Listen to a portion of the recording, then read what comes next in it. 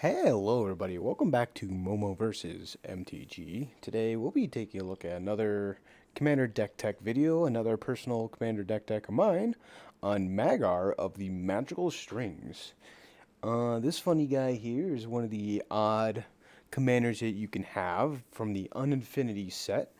People are pretty torn on this set because they made, some cards that can be legal in the commander format, especially, and then some from that set that are not. They're distinguished by, I think, a little symbol down here at the bottom for most of them. I think it's an acorn symbol or something like that. If it's not legal, don't double check me on that. But Magar the Magical Strings is a commander legal card, and it's pretty interesting in what it does. And I thought it was a fun build around. And so I took a shot at it. So let's read this funny guy. So for a colorless and Rakdos, you get a legendary Minotaur Performer. And you could pay a generic and Rakdos to note the name of target instant or sorcery card in your graveyard and put it onto the battlefield face down. It is a 3/3 creature with whenever this creature deals combat damage to a player, you may create a copy of that card with the noted name. You may cast a copy without paying its mana cost, and if this creature would leave the battlefield, exile it instead of putting it anywhere else. So basically, he takes the idea of a spell slinging deck and then reanimates those spells in your graveyard as face down creatures. And when they deal damage, you get to cast them for free. So there's a lot of really interesting shenanigans you can do with this guy. He's pretty open and out there. I'd say the surefire thing if you want to crank up the power level, which I have not, an easy infinite combo here is if you have a spell in your graveyard that you reanimate that says take an extra combat step, right? And you reanimate that and get through on one player, you can pretty much have infinite combat steps and infinite damage and take people out that way. So that is the combo way to build him. I built him more as like a chaos theme in particular. Usually when I'm feeling to spice up the mood, I pull this guy out because there's a lot of fun stuff he could do. And he's really open-ended because the ways we build him is we can get any package at any time, basically, into our graveyard and reanimate it. So let's take a look at what this deck's trying to do. And let's dive right in without further ado. First place, if you've been here, you've been watching a couple videos, you know I like to start the ramp package. I will note that Unexpected Windfall and Big Score do count as the ramp package since they not only draw cards, but they create treasures. So 2 pieces of ramp there, kind of. And in here, we just have some generic ramp here. Reckless Endeavor, of course, is more expensive, so really only 6 early on pieces of ramp. And we really don't need too much mana in this deck. It's, if you take a look here, you say, hey, the mana curve here is like almost 4.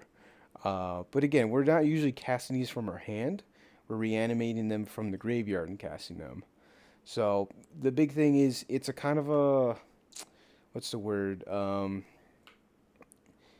It's really focused on the commander, which is not ideal because without the commander, the deck can function. It just takes a lot longer. Monolithic, right? Like everything depends on the commander. It's a big part of the deck, but not necessarily all of it, right? Because you can still cast some big value spells and rack those colors. But anyways, the idea is to at least ramp out to a commander, hopefully get some protection on him for a turn, and then start reanimating stuff on people's end steps, right? So we have Arcane Signet, Mind Stone, Rakdos Signet, Relic of Legend, Soul Ring, Wayfarer Bauble, all the good stuff here, right? Cheap ramp, get us hopefully ahead. And I don't know if we have a Dark Ritual in the deck, but it could definitely go in, right? I think I've been playing with that card. Dark Ritual can go in. But yeah. Besides that, let's just take a look at the categories that we got going here. So there's multiple ways we can win with, even this version of the deck. So we can either win by burning people, by reanimating some big spell like Blood for the Blood God, right? Discard your hand, draw 8 cards, great card advantage, deal 8 damage to each opponent. And it says exile blood for the blood god.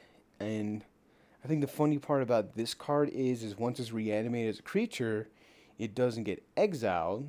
Because normally the spell, this spell card would get exiled, but since it's a face down creature, you can still cast this over and over again. And that's really good value, right? Drawing 8 cards a turn, dealing 8 damage a turn, very, very strong. Fiery Confluence, one of my favorite cards from Vintage Cube, which I watched a little bit. Um, Lots of value here. Destroy artifacts, deal damage to creatures, so it's good. Profane Transfusion, one of my favorite pet cards. I threw in a deck because it's pretty fun to swap around people's life total. Plus, you get a big horror creature token. Doesn't do too much in this deck, but it's there, right? It's neat. Sword and Vengeance, right? Depending how fast the game's going, you could speed it up by dealing 10 to someone and gaining 10 life on turn like 3 or 4, right?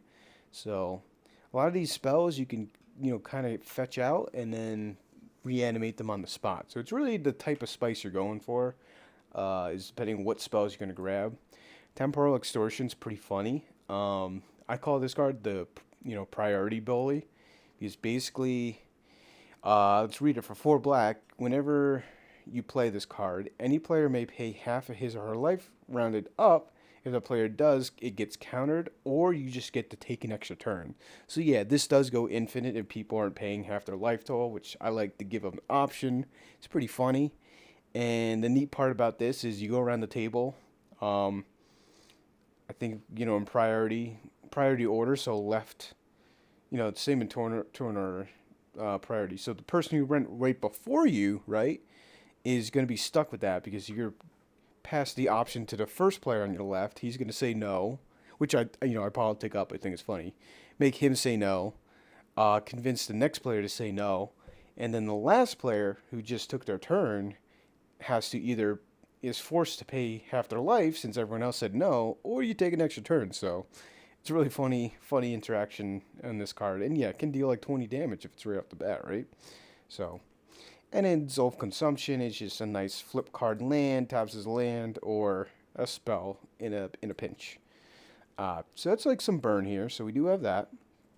And of course we have a couple board wipes in the deck because our only creature really is our commander. We have a couple others, but basically the more expensive board wipes are fine because we can reanimate them as creatures and board wipe over and over again. In Garrick's Wake, doing that multiple times is great. Volcanic's Visions is very nice, I think, because we don't care about the CMC, except that we do, because we cast this for free, hopefully, when it's a creature, and deals combat damage, and also gets to return instant sorcery from a graveyard to our hand. And it deals that much damage to each of your opponent's creatures they control. So, and again, normally a card that gets exiled and cast, but again, since it's a creature, you get to do it again and again. So pretty neat board wipe text here. Going down here, then we have some creatures that just generally help the game plan. I like Dragon Rage Channeler here. It's a modern staple. But again, we have a lot of non-creature spells. We want stuff in our graveyard, so Surveil's great, and then gets a hit later on. But mainly just for this free Surveil, we cast the non-creature spells nice. We get to put some expensive spells in the graveyard. Same Dog Detective's pretty neat for 2, right? You get to Surveil 2. And then... yeah, you get to do this again once he dies in the graveyard and someone draws their second card. You get to do it all over again, so nice value here. Chandra Incinerator is a very nice card for 6, right? And since we do a decent bout of burning to our opponents, it costs X less, where X is non-combat damage dealt to opponents. So it can be for 1 red, you get a 6/6 trample, and basically doubles that damage, right? Whenever a source you control deals non-combat damage to your opponent, this card deals that much damage to target creature or planeswalker that player controls. So, really, a lot of value staple on this card, especially in this deck. Keen Duelist is really fun in this deck because we have a lot of high CMC spells. This is a deck you don't want to take the Keen Duelist unless you're really struggling for card draw. So I use it as a political tool, but usually people get smacked, which is funny. Twilight Prophet is basically the same thing. But people don't have a choice and hits everyone, so a great card for the deck. Has some Ascended trigger too.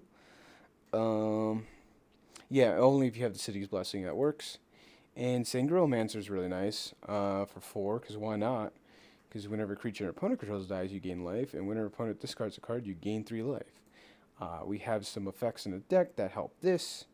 And I'm always looking for life gain, hidden life gain in decks, and this is a nice fit here in our Rakdos colors because it's kind of a little tougher to come by in the theme we're going for. Furthermore, we have some double up effects like Fork, because we get to do the big spell twice. That's kind of really neat. Illusionist Bracer on our commanders I like a lot, because once it's equipped, when we activate his ability, we get to do it twice and choose 2 spells to reanimate, so a lot of value there. And Twin Inferno.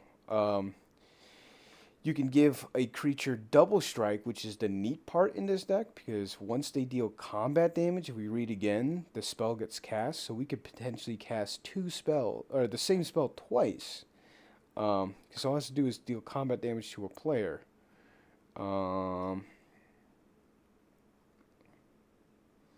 Yeah, so casting 2, temporal extortions, or you're halving your life every time. Like, there's some fun stuff you could pull off in the deck. So I do like Twin Inferno for either copying spells straight off, or giving them double strike to copy our spells. And what really helps the game plan go is something of an entombment effect, right? Especially Entomb itself for 1 mana, put any card into your graveyard, then shuffle. So you grab any spell you want. I will go into detail of the spell I would grab first if I'm trying to, win the game in a timely manner. So, kind of speed up the game. Final parting, same idea. Look for 2 cards, 1 in the graveyard, 1 in the hand. Get something you need in both zones. Orrery, Lore Mage, repeatable card draw. Well, not card draw. Entombing effect, right, on a creature. And it grows if it's instant sorcery, and that's what we're grabbing, so it really fits the theme. And then Unmarked Grave is one of our last Entomb effects, right? Non-legendary card, put in the graveyard, shuffle. So Entomb effects, very powerful, especially in the opening hand, because then you can get your game plan rolling of what you want to do. And then there's just some good stuff spells, right? Taking out the list here, Army of the Damned, casting this repeatedly is going to be a ton of value. Getting 13 2/2 zombies every turn is strong and fun for you, for sure. And one of my favorite cards to grab is Cruel Entertainment. Really spices up the game, right? For 7 mana, choose target player, another target player. The first player controls the second player's turn during the second player's next turn, and the second player controls the first player's turn during the first player's next turn. So this leads to like some funny interactions at the table. Duly to note, you can target yourself and an opponent if you're really feeling spicy, which definitely have done. Provides a lot of interesting gameplay, I'd say. Some people don't like the fact that they don't take their own turn, but I think it's a little bit better than a time walk, because you're not like taking an extra turn, or you're skipping over their turn. It's just someone else is taking your turn. Sometimes they can have interactions with each other. It creates a lot of funny situations, so would recommend giving it a try. Fever Suspicion, if you're looking for just good value for 8, right? Has Rebound too. Each opponent exiles the top card of the library until they exile a non-land card. You may cast any number of spells among them from non-land cards without paying the mana cost. So basically the new Atali, but as a sorcery, and you get to do it again if you cast it. Or if it's a creature, you get to do this every turn. So, looking for a way to accrue value. Fever Suspicion, definitely very nice. Invoke Despair, nice against a target opponent. A lot of value here. They sacrifice a creature. If they can't, lose 2 life, you draw a card. And then same thing for Enchantment Planeswalker. The big thing in the Rakdos colors, it gets rid of enchantment in a way. So I did like to throw it in there in case there's something pesky messing up your game plan. And then Rakdos Charm is a staple in Rakdos. I don't think I need to go too deep. It does all sorts of good stuff. Exiles graveyard, destroy artifact, or each creature deals 1 damage to its controller. Very powerful. And in Rise of Dark Realms, depends how late the game's going. But you get to put all creature cards from all graveyards on the battlefield under your control. So this is all the nice, good stuff here. The really fun spells. Yeah, would give this a recommendation here. And I want to make a side note as to Rise of Dark Realm, why it's pretty good, is we have a lot of what's the word? Wheeling effects, right? If we look at our card draw, well, not our card draw, but could be included. We have 3 wheels in a deck. We're trying to run as many wheels as possible. So Dark Deal, right? The black wheel, but you draw 1 card less. Hopefully, we'll be putting a lot of creature cards into their graveyards when we wheel their hand away, so that we can rise to Dark Realms later on. So it's one way to do it. Because if we're casting a wheel every turn, it's pretty powerful too. Especially for us, we want our sorceries and instances in the graveyard, so might as well get a fresh grip every time, which is really good for us. So we have Wheel of Fate, and if we reanimate as a creature, again, we get to just cast it. Gets around the suspend clause, and of course the expensive Wheel of Fortune, which is, literally costs a fortune. So 3 wheels in a deck, I think that's fine enough. You can usually grab one early on if you want to just start wheeling, whatever you feel like. Um, then the other game plan is we have to have a haste enabler, or helps the game plan a lot. So all the lands that maybe enter tap but give haste, we added. Protection spells are pretty important too for a commander. So we have Lightning Greaves, Swiftfoot Boots, but also namely give haste, and of course anger. We can throw anger into bin at almost any time to give our freshly reanimated creatures, insert a sorcery creatures, haste, which is a weird thing to say, but yeah, pretty important. Helps speed up the game plan. Haste nailers are good, but on the protection, since we're here, um, all the cards that either protect you or protect your commander. Most importantly, Magar Rebirth is kind of free because it's a spell that flips into a land. Kaya's Ghost Form protects your commander from exile and destruction, so really, really good, I think. Dark Dabbling, I think, is kind of neat in deck. Has Spell Mastery, because it could potentially regenerate all our creatures if we have a bunch of 3/3 instant sorcery creatures on the board, or just our commander. And either way, we're drawing a card. So I think it's a nice fit. Nice bold here. And Disrupt Decorum, again, Chaos theme, pseudo Chaos theme in the deck. Goading everything every turn's, fun for you, maybe not for your opponent. So pretty cool to throw in here. And then if we take a look, I looked a little bit, but we have our looting stuff, Windfall, Big Score, Loot, Create Treasures, Thrill, Cathartic Reunion, kind of the same deal. Get to throw our expensive spells in the graveyard. Phaseless Looting, probably the best one because we get to do it again. So all our expensive cards, right, we want to bin and reanimate them later, so it fits nice. And then we have the Minotaur package, which is my favorite part of the deck here. With this card here, Deathbellow Warcry. I said, why not throw Minotaur Tribal in the deck if we can? And we definitely can with this card. So for 8, this is probably the MVP of the deck. Search your library for up to 4 Minotaur creature cards with different names. Put them onto the battlefield, then shuffle your library. So we have, besides our commander, but he's in the command zone, total of 5 Minotaurs to grab, and some of the 5 are the best ones. This one just threw in there in case we draw one of the other ones or wheel it away. We can at least grab a body, a 4 or 5 trample, for, essentially free once we reanimate the spell. The weird part about the spell, right, is you get value once, but then once the Minotaurs are out, there's nothing else to grab, so it becomes a dead card. But for the first time casting it, it's just too good. So you reanimate it anyways and swing with it. So we grab Glinthorn Buccaneer, haste, and whenever you discard a card, hey, we do that a lot, deals 1 damage, cool. And we can actively discard a card and draw a card. So neat outlets here. Morog, again, very powerful card if it just gets put onto the battlefield. It gets to buffer board, and especially if they all have haste, it's going to be very powerful because landfall. Whenever a land enters the battlefield under your control, if it's your main phase, there's an additional combat phase at the beginning of that combat. Untap all creatures, so very powerful cards, can close out games, and especially if this is dropped early on. Neheb, stupid strong.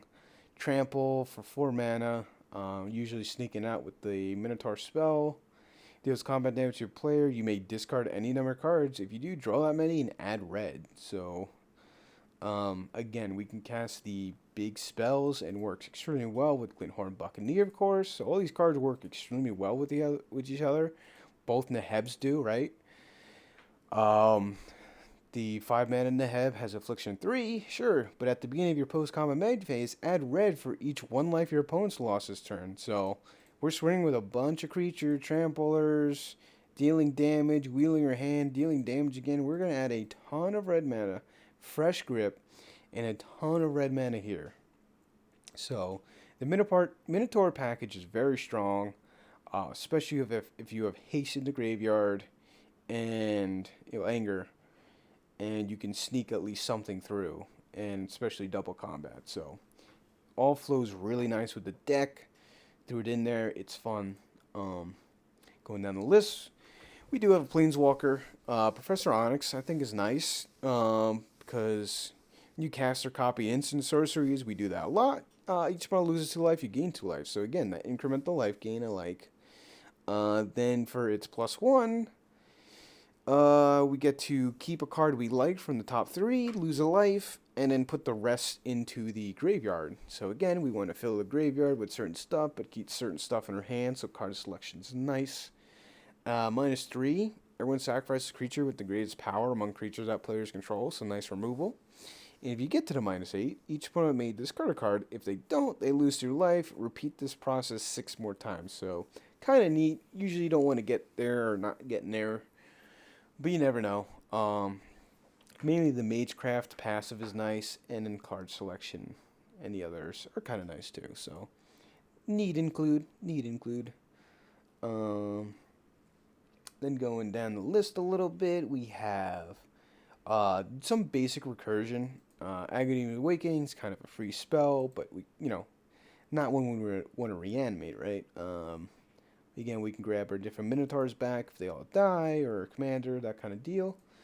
Mortuary Mire, same deal. Put a creature card, top of the library.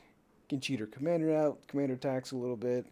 Phyrexian Reclamation, same thing. Grab creature and float our Stronghold. So a lot of ways to put our commander either back on top of the deck, back in their hand, or straight in the battlefield, in case they do blow it up. So well-rounded in that area, between the protection and reanimation to keep our game plan alive. And then we have some spot removal here. Chaos Warp, Feed the Swarm, made example. That's a neat one from Luke Penna, because you kind of choose to... they make 2 piles. You keep the worst pile around for them, and you get to do this every turn if you reanimate these spells, right? Generally speaking, a 7 mana for a single target removal spell is not good, but it has to spend, and we reanimate it. But again, the important part is destroys a creature, but you gain life equal to its toughness. So the hidden life gain is pretty nice. Price of Fame, just a good card and Surveil, so threw it in there. Can destroy a legendary creature. It costs 2 less, so again, these removal packages can be done every turn if done, reanimate as a creature, these sorcery cards. And Vraska's Contempt, I would like for 4. Exiles creature Planeswalker, so it gets rid of the problem for good and gain 2 life. Sure, why not? Going down the list here, we have Praetor's Grasp, which is fun. Search target opponent's library for a card, exile face down, then that player shuffles, and you can look at it and play that card for as long as it remains exiled. So get the best card out of your opponent's deck, you can play it, and if we're doing this every turn, we just start stealing the best card out of everyone's deck every turn. It's pretty cool. And then the last big thing, so we have our commander, we have the protection for it, we have the ways to get the spells in the graveyard, and we have the way to reanimate it as our commander. So it all flows together, and the haste, right? So everything flows together. The rest is just fill. You can do this in any mold you want. This is just how I did it. But the last thing you need is some way to have your creatures get through, right? Because they're just 3/3 creatures. So the big ways are, of course, the free lands here. You have Rogue's Passage and Access Tunnel works especially well because it's cheaper. They are 3 power, so Access Tunnel gets the creature you want through as a land. Very nice. Bedlam, a little dangerous, but creatures can't block. Sure, that definitely speeds up the game and lets your creatures get through. Usually you can do a big board wipe or something, so you're not really open to their creatures. So, use this with caution, but fits nice. Cloak of the Bat, flying and haste, so it gives both haste and evasion, so very good in the deck. You just need to connect with one opponent, and not every opponent's usually gonna have flying. Key to the City, again, is a discard outlet, which is good for the deck and can't be blocked, and potential card draw. So, a lot of value here. Rogue's Passage, and probably one of the best cards is Thieves' Tool for 2. When it enters the battlefield, you create a treasure, even more. So, again, ramps you, and when you equip it, creature can't be blocked so long as it has 3 or less power, right? So, yeah, the deck really does flow together nicely. Um, and there's a lot of fun stuff you could do with it. Again, it's kind of a mold. You could do whatever you want. If you want to make it more powerful, you can add those extra combats, sorcery spells, or instances, right? Um, those really go long. If you can connect with them, you usually kill either someone or the entire board. But I think this open end makes this deck pretty powerful. It's monolithic, so like if you remove the commander, it hurts it a lot. But besides that, I'd say it's probably like a 7 or 8. Like it's still up there because if you can get an early like turn, let's say 4 or 5 reanimation on a Deathbellow Warcry, that's a ton of stats on the board, or something along these lines, right? Suspicion may take away the game. You might run with it. 13 zombies every turn early on is really powerful. So it depends. You kind of set the speed of the table with this deck, which is kind of cool. Um, and then there's just tons of synergies within it. So it's really all over the place. You go back and forth, whatever you think about the Infinity cards, but I think this one's super neat. It's just a little tougher to wrap the head around, especially when someone sees it across the table. They really don't know what it does until they do. So, yeah, I think it's pretty neat. So, if you like this deck tech, please let me know down in the comments below what you want to see next, or if you have a deck of your own, you can drop a link. I'll take a look at it. Reach out to me. Um, I'd be more than happy to. Without further ado, this has been Magar of the Magical Strings EDH Deck Tech with Momo versus MTG. Thanks for hanging out, and until the next one, I will see you later.